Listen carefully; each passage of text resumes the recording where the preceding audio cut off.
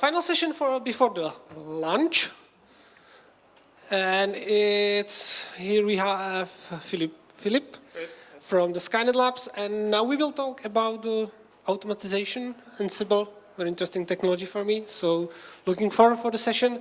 Don't forget ask the questions. Thank you, and we can start. I'll just start the recording.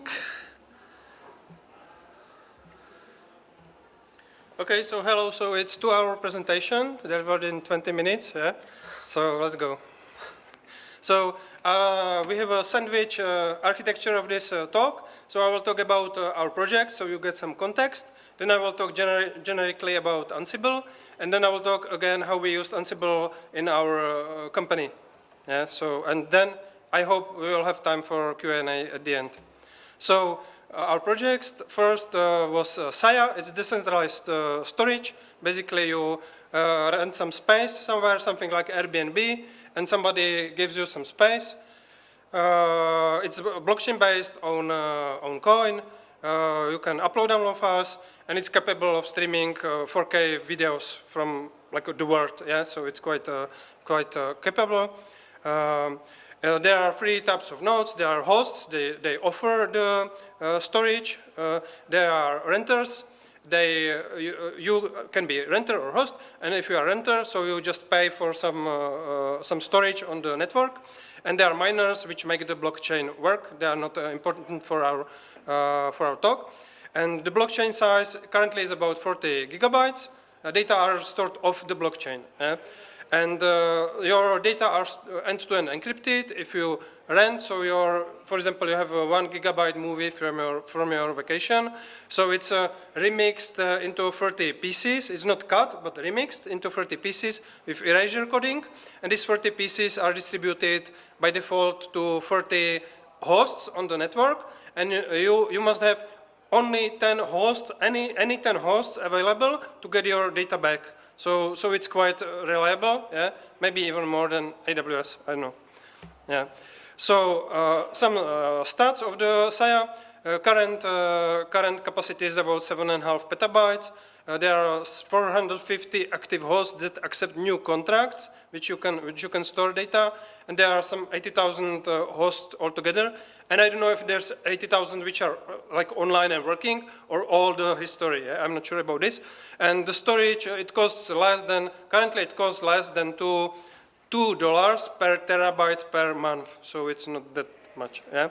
And there are, if you want to get the stats on your own, so there's official SayaScan web, and there's unofficial third-party Saya Central hosts, and there are the blockchain and contracts statistics, so you can have a look. Then the next project, company divided and created on top of it. So they created Skynet web portals, and these were decentralized portals where web3 and decentralized application could run, something like a decentralized version of YouTube, Twitter, Facebook, and so on. It was run on top of Saya storage, and there was a very simple decentralized database which worked with this. And you could basically upload, download files, you could share files, you could stream 4K videos without caching from the Saya storage, and you could run these decentralized apps created by third-party developers, companies, and so on. And decentralization, it means you own and control your own data, not the provider, not AWS or Facebook or any other company. And you are not dependent on any web portal, on any domain, or on any specific server. So basically, you can run your own web portal, your personal, your community portal, your development portal, or there could be commercial organizations which can run these portals, or web portals which were run by our company. Okay, now back to Ansible. So originally it started as a simple and easy configuration management tool. The scripts were created in YAML, and it was open sourced, and it was developed in Python. And today it has hundreds of modules which you can reuse in your automation. You can work with different operating systems. You can work with different network devices, routers, like Cisco or your home open WRT router, whatever. You can interact with cloud providers. You can provision resources on cloud, and you can interact with different APIs, either with applications or REST APIs and so on. So it's quite universal. And it has a growing ecosystem of tools. It's for development, for execution, people who don't like command lines, so they can use UIs, and so on, for orchestration, running, and so on. So some Ansible basics, it's about 1% of the Ansible. So you can, for example, you can create, update, remove OS users. You can manage packages on your operating system. So install, update, remove packages, pin to some version, and so on. You can work with files, so you can upload files, download files from your host, and so on. You can edit files. You can have file templates, and so on. So many modules support this. And another thing, you can control services on your operating systems. So you can install, enable, restart, and so on. So this is just 1% of what Ansible can do, but basically what Linux sysadmins do, so you can do it with Ansible. And one feature which I have never read or seen this word before, so idempotency, it means if you have a shell script which creates a user, and you run the shell script first time, so it creates the user. And if you want to run it the second time, so it will usually fail because user is already there and so on. So we have to have many conditions if the user is there, if the user's home there is there, and so on. And this is all handled in Ansible modules. So most of the modules are idempotent. You can run it once or 50 times. And the module or the task in your Ansible playbooks, they just state what should be the final state you want to have on the machine, target machine, and you can rerun it. And if the state is already there, so Ansible does nothing. And if the state is different, so it does what it should do. So you don't imperatively say what should it do. It does Ansible on the background, and you just say what you want as the final state. Okay. And so example of the Ansible module is user. There's link to documentation, and it can manage user accounts. So as I said, add, remove, update users. You can set user expiration in this module. You can set, update, remove passwords. You can generate SSH keys for these users. You can set main group or other user groups for the user. You can set or move or remove home directory, and so on. So this is example of one module what is capable of idempotent way with the state, like a state management. This is an example from Ansible documentation, which is quite great. I think one of the best documentation of the tools which I've seen. So this is the start of the parameters, start table of the parameters. So you have listed all the parameters which you can use, and you have explained the parameters. And in documentation a little bit lower, you have examples how to use it. Yeah. So all these like paragraphs. So you can just copy paste. And you can adjust what you need. You adjust parameters. You can add, remove parameters. So it's very easy to develop even things which you've never done before. And this is the screenshot from the official documentation. Okay. Then more about Ansible modules. So there are like hundreds of them, maybe thousands even. There's the link to index of the modules, of the known modules. And I already touched that, so you have modules interacting with operating systems, with different applications like databases, with Kubernetes, Docker, and so on, with network devices, with clouds, with GitHub, GitLab, and so on. And this is from the index of modules, so this is just a little list of Docker modules, so it's really extensive. You have modules that can drive Docker Compose, that can pull Docker containers, that can execute Docker containers, and so on. Or most of them are with this idempotent feature.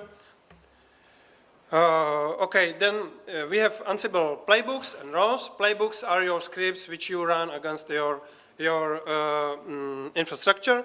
There are like thousands open source playbooks around the internet, GitLab, GitHub, other repositories, and when you want to reuse something, so you can create your own, or you can download or Ansible role from GitLab, GitHub, or centralized repository from Ansible Galaxy and Ansible roles. So these are some reusable pieces, small or big pieces of code. For example, I know to install Docker on a Linux machine, so you can do it. You can do it with a script. You can do it with your own playbook, or you can reuse one of the existing roles. You can adjust the parameters of the roles as you need, and basically it does the thing for you. It's very easy to read, so if there's something missing, so you can add to the role. You can clone the role, update the role, or you can make your own. Yeah. So this is it. There are roles to, if you are into security, so there are roles to secure your Linux machine or other machines. So you don't have to start from zero, and you get some ideas what you are missing in your security playbooks and so on. So you can have a look at this.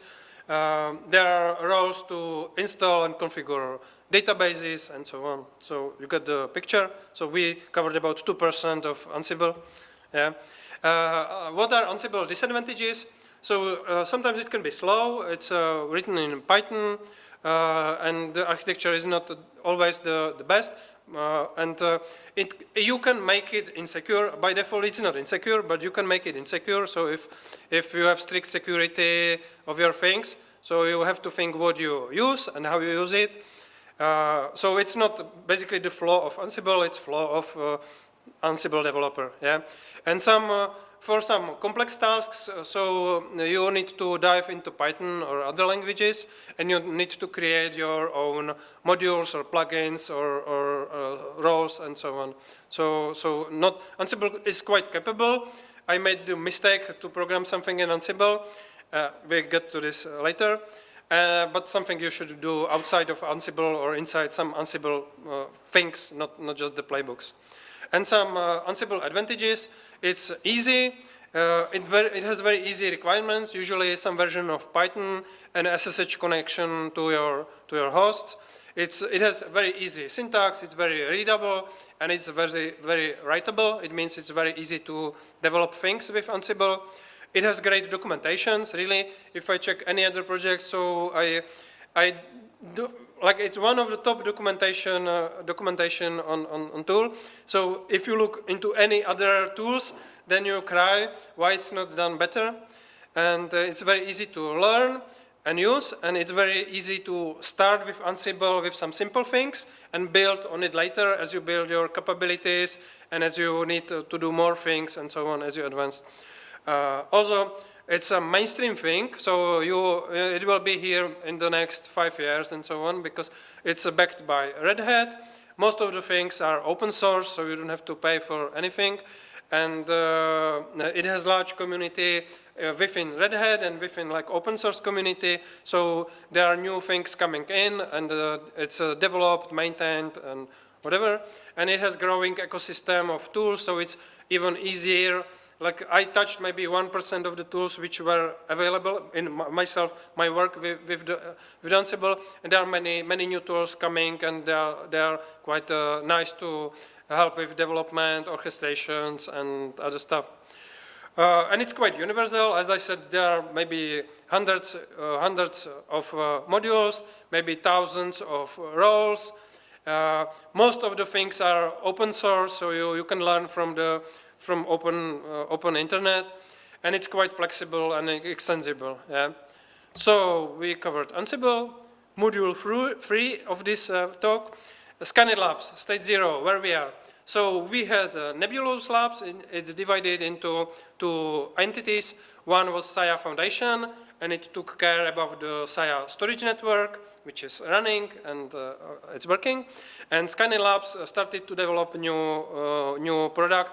It was called Skynet Web Portal. So I'll talk. So imagine you are a developer, you want to create decentralized version of Facebook. So you can build it on top of Skynet Web Portals. Yeah. When I started doing DevOps for them, so we had something around 1 servers, but rapidly growing from 1, 3, 5, 10, 25 servers to, we had about, at the top, we had about million of online monthly users running our apps. We used dedicated servers because we had a high bandwidth. We could stream videos, we could stream or upload, download big files. So we needed high bandwidth, and we had high disk operations, and it was 20 times cheaper to work on dedicated servers from different providers across the globe than the main hyperscalers like AWS, Google, Azure, and so on. In the beginning, there were manual setups, so developer set up the server, like they updated, created the server, they maybe not even secured the server, and they installed applications like Git, Docker Compose, and whatever was needed. They configured manually end files. They did manual deployments to this 1 and 3 and 5 servers. And our secrets were stored in the LastPass SaaS application. Yeah. So not the best thing. So this is state 0. Prioritization 0, what should we focus on first when we started automating these things? So in the beginning, it looked like the developers, they were running 160 miles per hour, developing things and configuring, maintaining the things. And I was trying to run first like 10 miles per hour, and then maybe I got speed to 100 miles per hour to try to automate the things which they made manually. Yeah. So prioritization, so what should we prioritize, or what did we decided to prioritize? So most repetitive tasks, most critical tasks, most return on investment tasks. So it means you spend 1 hour and you get 50 hours back soon. Yeah. So, and it also pays to start with some simple tasks to get a feel of the tool, a little bit upskill yourself, don't get stuck in the first task for months, and continue with more complicated things. So prioritization 0. Automation number 1, step number 1. So we decided to automate weekly deploys. So we had Docker Compose stack and GitHub repo, and basically it was done by developers in the beginning manually. So we automated the deployments. We took the servers from load balancers. We upgraded the stack via Git. We ran integration and end-to-end tests on the stack. The stack was mostly on Docker Compose. And we plugged server back into the load balancer. So this was something like step 1 of the automation. Automation step number 2. So we codified, we had these end files which were created manually with a couple like mistakes and so on, and some missing things and so on. So we codified the generation of end files. So we had moved more to infrastructure as code and configuration in code. We did some integration with LastPass. So as I said, not the best thing, but our secrets and some sensitive information were stored in LastPass. So we integrated Ansible with LastPass to read LastPass data and generate these end files with the secrets and so on. And another integration was with Discord. So basically when we run deployments, so we get messages in Discord if the deployments were successful or not. Yeah. We didn't have, at the time, we didn't have any CI/CD server or job server like Jenkins on Rundeck or anything. So we run from like local machines and later from dedicated machine for Ansible. Yeah, not the best setup, but as I said, we were running quite fast. So Skynet Labs stage number 3, we added into the Skynet web portals block list for copyright takedowns and abuse takedowns and so on. So we needed to add a database within the cluster. In the beginning, everything was free and everything was with free access. And then we added user accounts, so we needed a cluster of MongoDB database. So automation step number roughly 3 was integration with secret storage. So we had the need to read and write into the last pass our generated things. So Ansible generated some configurations, some passwords, some secret information, and stored it back in the last pass. And we created more playbooks, so we had some maintenance and operation task playbooks like sending Saya coins between the nodes, so we didn't have to send it manually. We had little playbooks to block content on our clusters. We had playbooks to create cron jobs and so on and so on. So we created many like smaller playbooks. And then I will a little bit skip some smaller steps, and we had automation n-1, so almost the last step. And we wanted to do automation a la immutable infrastructure. So basically, immutable infrastructure is something like Netflix. Typical age of server in Netflix is about 1 week. If they need to configure something on the server, so they delete the server, spin up a new server with new configuration, and that's it. So basically, the servers usually last only 1 week. So we wanted to have something like this. So basically, we wanted to move away from these little playbooks which do one little thing and some other little thing, and you have to make some metrics what you have to yet to do on the server so that you can say that it's fully configured. So we want to do something like this. So you run the playbook and you know exactly that the server is at the state where it should be. You never forget anything, and it's at the correct state. The problems were that the blockchain size at this time, it was 30 gigabytes. The processing, if you delete the server and spin up a new server, so the processing took about 1 or 2 days to process the complete blockchain. So in this, like a pure immutable infrastructure was no go, but we try to do it in some we try to keep the spirit of it, but do it in our way. So we did idempotent, repeatable, full server setup. So basically, we could run our playbooks once or twice or many times. So we could run it, and it could stop or die at any time because some provider could take off the server for some reason, or there was an outage, wherever. So we could just rerun it, and it was working without any issues. And so this was, if you want this idempotent thing in the blockchain, so you have to orchestrate quite many things together to make it working. Yeah, and basically we can rerun this full setup playbook on the very fresh server where you just have root access and root password, or just the SSH key and nothing else. So we run the setup, and it set up the non-root users. It disabled root login. It made all the security things. It installed all the apps and all the dev tools.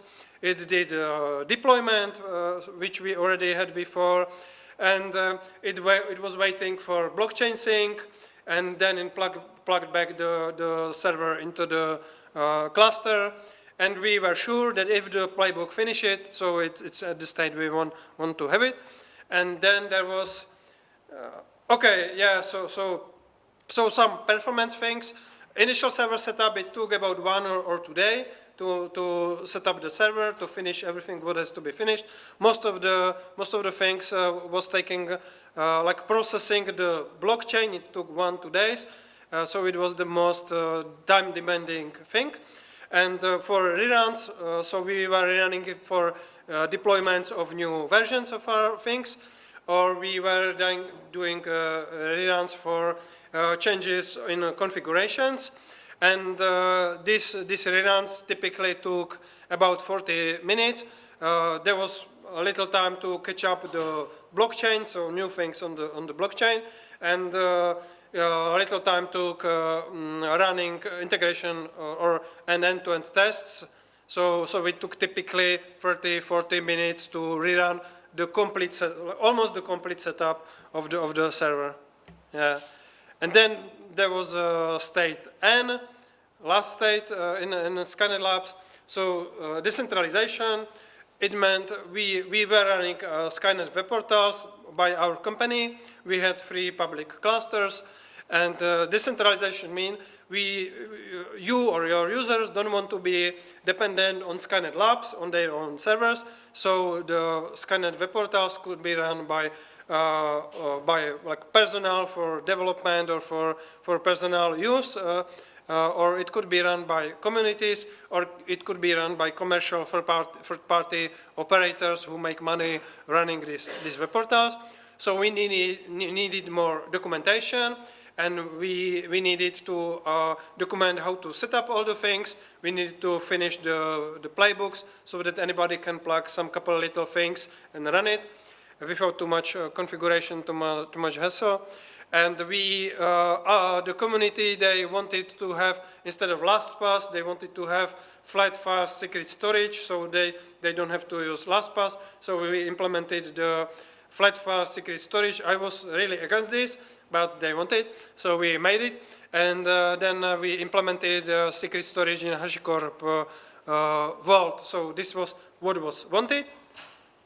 And automation step number N. So we had full cluster setups. So automation step N-1. So there was like server setups, but basically plug the server into the cluster. It was done usually manually. So this full cluster setup was you have, I don't know, 5 servers somewhere on the globe. You set up some cluster domains. You in the secret storage you put IP addresses or domain names of your servers. Usually upload the SSH keys, or you have the initial passwords, and basically that's all you have to have. And the automation that did everything. So it generated all the secrets which were needed. It generated all the configuration. It created MongoDB cluster. It plugged all the servers into the MongoDB cluster, and so on. And it saved the generated secrets back to the secrets management. And with this secrets management, we created a tool. So basically, you could choose any of the 3. At any time, you could switch to any of the 3. So we could pump, something like a little data pump. So we could take configurations, existing configurations, and secrets from one storage to another. And within 5 minutes, you could use HashiCorp Vault, for example. Yeah.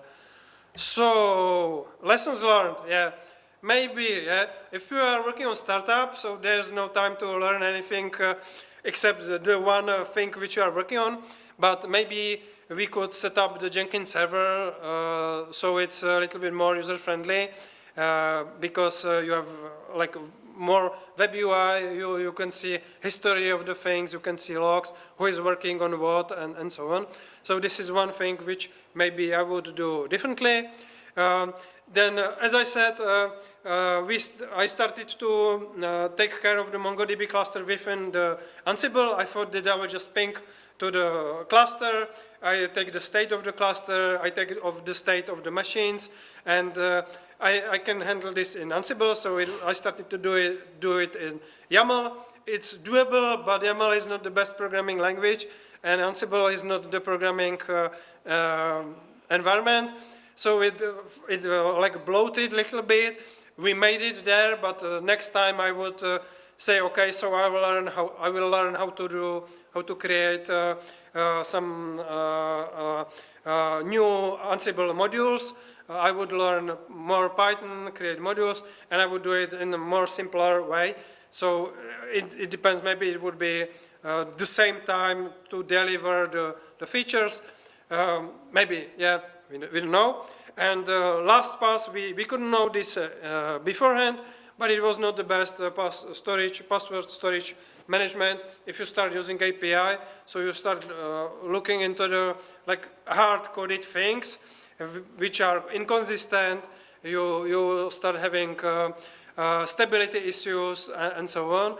But this you cannot anticipate it before. Yeah, you can say, hey, it's not open source, so maybe it will not work correctly. But you find out later.